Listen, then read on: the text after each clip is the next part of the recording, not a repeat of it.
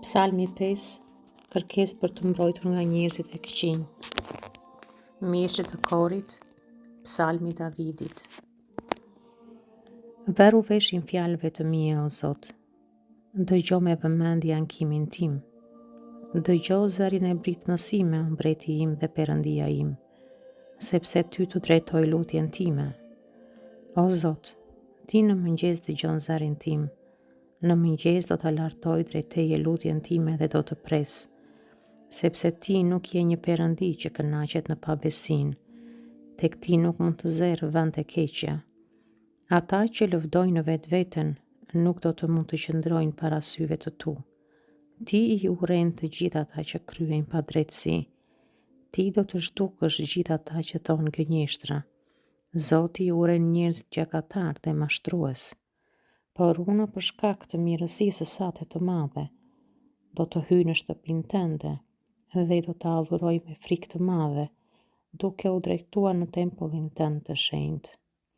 O Zot, më udhëhiq në drejtësinë tënde, për shkak të armiqve të mi, bëje të drejtë para meje rrugën tënde, sepse në gojën e tyre nuk ka asnjë drejtësi. Zemra e tyre nuk mendon gjë tjetër veç shkatërimit. Gryka e tyre është një varr i hapur, me gjuhën e tyre bëj lajka. Dënoji ata, o Perëndi, mos u realizofshin synimet e tyre. Dëboj për të këqijat e shumta që kanë kryer, sepse kanë ngritur krye kundër teje. Por le të gëzohen tërë ata që kanë strehe tek ti. Le të nxjerrin klithma gëzimi për jetë, sepse ti i mbron. Le të ngazëllohen ata që duan emrin tënd, sepse ti, o Zot, do të bekosh të drejtin, do ta rrethosh me hirin tënd si me mburoj. Shpjegimi. Psalmi 5 është një lutje për fillimin e ditës. Davidi nuk pret që dita të bëhet e vështirë për të lutur.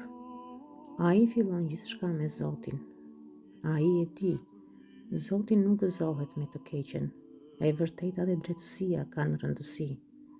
Prandaj ai zgjedh të afrohet te Zoti me respekt, të kërkojë udhëheqje për ditën, dhe kërkesa e tij është shumë e qartë.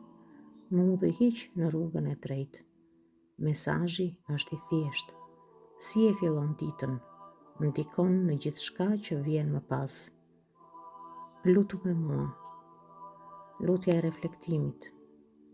O Zot, sot po e filloj ditën time me ty. Më udhëhiq në çdo hap dhe më mbaj në rrugën e drejtë. Më ruaj nga çdo e keqe dhe më jep urtësi në çdo vendim. Le të jetë kjo ditë në praninë tënde. Në emër të Jezus Krishtit. Amen.